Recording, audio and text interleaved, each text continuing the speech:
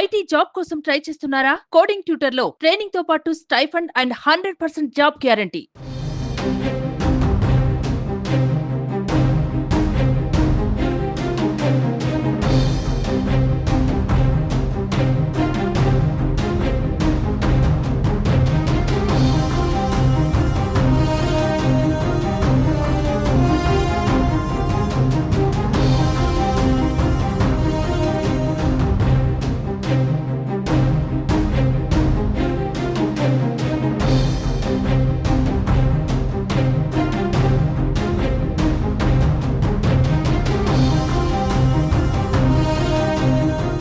ఆంధ్రప్రదేశ్ మాజీ ముఖ్యమంత్రి వైసీపీ అధినేత వైఎస్ జగన్మోహన్ రెడ్డి విదేశాలకు వెళ్లేందుకు అనుమతి కోరుతూ సిబిఐ కోర్టును ఆశ్రయించారు.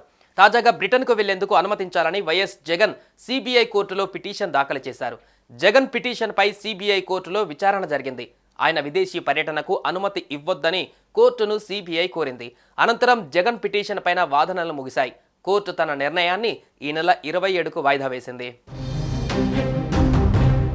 విదేశీ పర్యటనకు వెళ్లేందుకు అనుమతి ఇవ్వాలని కోరుతూ మాజీ CM Jagan, YCP Rajya Sabha MP Vijayasai Reddy వేరువేరుగా సిబిఐ కోర్టులో పిటిషన్లు దాఖలు చేశారు.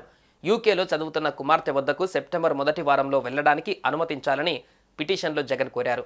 ఈ పిటిషన్ను పరిశీలించిన సిబిఐ కోర్టు ప్రధాన న్యాయమూర్తి డాక్టర్ టి రఘురాం సిబిఐ వివరణ కోరుతూ విచారణను బుధవారానికి వాయిదా వేశారు. దీంతో సిబిఐ నేడు వాదనలు వినిపిస్తూ జగన్ బ్రిటన్ పర్యటనకు అనుమతి ఇవ్వొద్దని కోర్టును కోరింది. ఇరు వర్గాల వాదనలు విన్న సిబిఐ కోర్టు తన నిర్ణయాన్ని ఈ నెల 27కు వాయిదా వేసింది.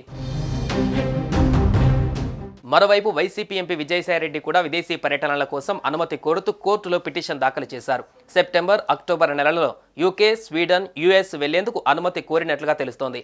అయితే విజయసాయిరెడ్డి విదేశీ పర్యటనకు సిబిఐ అభ్యంతరం వ్యక్తం చేసింది. విజయసాయిరెడ్డి విదేశీ పర్యటనకు అనుమతి ఇవ్వవద్దని సిబిఐ కౌంటర్ దాఖలు చేసింది. ఇరువైపులా వాదనలు విన్న న్యాయస్థానం తీర్పును ఈ నెల 30వ తేదీకి వాయిదా వేసింది.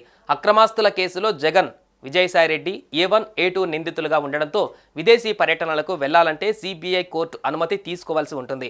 గతంలో వీరు కోర్టు అనుమతితో పలుసార్లు విదేశీ పర్యటనలకు వెళ్లారు. సుమన్ టీవీలో మీ పర్సనల్ అండ్ బిజినెస్ ప్రమోషన్స్ కోసం కింది నెంబర్కి కాంటాక్ట్ చేయండి.